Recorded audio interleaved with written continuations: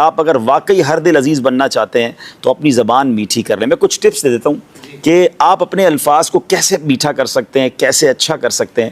تو سب سے پہلی بات تو یہ ہے کہ پیارے آقا علیہ الصلوۃ والسلام کی سنت مبارکہ ہے کہ نبی پاک بی بی عائشہ صدیقہ رضی اللہ تعالیٰ عنہا فرماتی ہے کہ جس طرح تم تیز تیز گفتگو کرتے ہو, نبی پاک ایسے نہیں کرتے تھے, چلا چلا کر بات نہیں کرتے تھے, تو ٹھہر ٹھہر کر بات کرتے. بلکہ صحابہ فرماتے کہ پیارے آقا علیہ الصلوۃ والسلام جب گفتگو فرماتے نا تو کوئی اگر گننا چاہتا نا, الفاظ کاؤنٹ کرنا چاہتا تو وہ کاؤنٹ کر لیتا.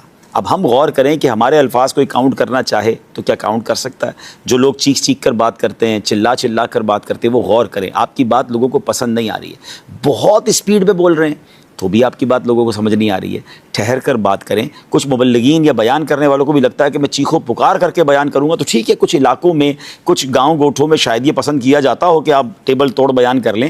لیکن اگر انٹرنیشنلی آپ بیان کرنا چاہتے ہیں, آپ چاہتے ہیں کہ پوری دنیا میں آپ کو سنا جائے, پڑھا لکھا طبقہ بھی آپ کو سنے, تو آپ کو ٹھہر کر سنجیدہ انداز میں, محبت بھرے انداز میں, ڈانٹ ڈپٹ کر کے نہیں, پیار محبت سے سمجھانا ہوگا. اس کا بہت آسان طریقہ ہے چیک کرنے کا کہ آج پوری دنیا میں جن اسپیکرز کو زیادہ سنا جا رہا ہے, آپ غور کر لیں کہ ان کے چیخنے کا انداز ہے یا وہ ٹھہر ٹھہر کر اور ایک ایک بات کو واضح کر کے بول رہے ہوتے ہیں. پھر تلفظ ٹھیک کریں اپنی گفتگو کے. بعض اوقات آپ بول تو رہے ہوتے ہیں مگر سامنے والے کو سمجھ نہیں آ رہا ہوتا کہ اردو بول رہا ہے, پنجابی بول رہا ہے, سندھی بول رہا ہے. ایک ہی زبان میں 4-5 زبانیں چل رہی ہوتی ہیں. اگر اردو بول رہے ہیں تو پراپر اردو بولیں, پنجابی بول رہے ہیں تو پھر پراپر پنجابی بولیں, جو بھی زبان بول رہے ہیں, انگلش بول رہے ہیں, تاکہ آپ کی تلفظ درست ہوں گے تو سامنے والا تلفظ کی غلطیاں ڈھونڈنے کی بجائے آپ کی بات پر توجہ کرے گا. تو اپنی گفتگو کو بہتر ضرور کیا جا سکتا ہے. ایک پرابلم یہ کہ جب کسی کو کہے نا کہ یار آپ کا انداز ٹھیک نہیں ہے یا آپ چیخ کر بات کرتے ہیں, یعنی کچھ لوگوں کی ایسی عادت ہے. مجھے یاد ہے ایک بار ہم کسی سفر پہ تھے تو ہمارے برابر والے کمرے سے ایسا لگا لڑائی ہو گئی. ہم حالانکہ قافلے میں تھے, تو میں گیا, میں نے کہا اللہ خیر کرے, خیریت تو ہے؟ تو کہہ رہے ہم تو صرف باتیں کر رہے تھے. یعنی وہ باتیں ایسے کر رہے تھے جیسے لڑائی ہو گئی ہے. تو یہ کچھ لوگوں کا ایک پرابلم ہے. یہ پرابلم ناظرین ذرا سمجھیے گا کہ کچھ لوگ اپنے آپ کو اپنے مزاج کے حوالے کر دیتے ہیں کہ یار میں تو ہوں ہی ایسا, میرا اسٹائل ہی ایسا ہے, میری گفتگو ہی ایسی ہے, برا لگتا ہے تو برا لگے, میں ٹھیک نہیں کر سکتا, میں غصے والا ہوں. اپنی جن جن برائیوں کے حوالے آپ اپنے آپ کو کرتے جا رہے ہیں نا, یہ نہ کیجیے. کیونکہ یاد رکھیے یہ عادت ہے جو کہ بدل سکتی ہے. رنگ اور قد نہیں بدلا جا سکتا. کوئی افریقن کہے میں گورا ہو جاؤں, گورا کہے میں افریقن جیسا کالا ہو جاؤں, یہ نہیں ہو سکتا. قد آپ کا قدرتی ہے مگر مزاج بدلا جا سکتا ہے. کوشش کریں گے تو کہتے ہیں نا العلم بالتعلم الحلم بالتحلم. آپ سیکھیں گے تو علم مل جائے گا, حلم اپنائیں گے تو حلم آ جائے گا. نرمی اپنانا شروع کریں, اس کے لیے تھوڑی سی پریکٹس کریں. اپنی بات کو ریکارڈ کر لیں, آپ اپنے بیان کو ریکارڈ کر لیں, آپ اپنی گفتگو کو خود موبائل میں ریکارڈ کر کے بعد میں سنیں. یقین کریں آپ کو اتنی بعض اوقات شرمندگی ہوگی کہ یار میں ایسے بات کرتا ہوں.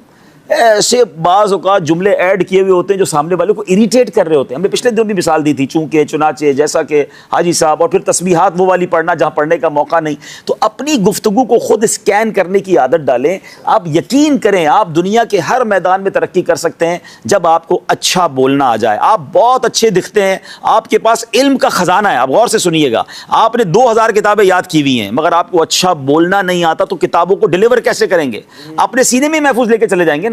کچھ لوگوں کے پاس علم تھوڑا ہوتا ہے اشفاق بھائی, مگر وہ بولتے اتنا اچھا ہے کہ بڑے بڑے علم والوں سے زیادہ وہ لوگ ان کی بات سن رہے ہوتے ہیں. تو اٹ مینس آپ کا ڈیلیوری اگر اچھی ہے, آپ کو بولنا اچھا آتا ہے, آپ دنیا میں بہت آگے بڑھ سکتے ہیں. میٹھے بول اپنانے کی کوشش کریں. دیکھیں کون اچھی باتیں کرتا ہے, اس کو سنیں, انداز کو سنیں. آخری بات کر لیتا ہوں, ایک اور خوبصورت میں آپ کو ٹپ دے دیتا ہوں کہ آپ امیر اہل سنت کے مدنی مذاکروں کو ایز اے کلاس دیکھنا شروع کریں, ایز اے ٹیچنگ. ایک ورک شاپ لے لیں اس کو.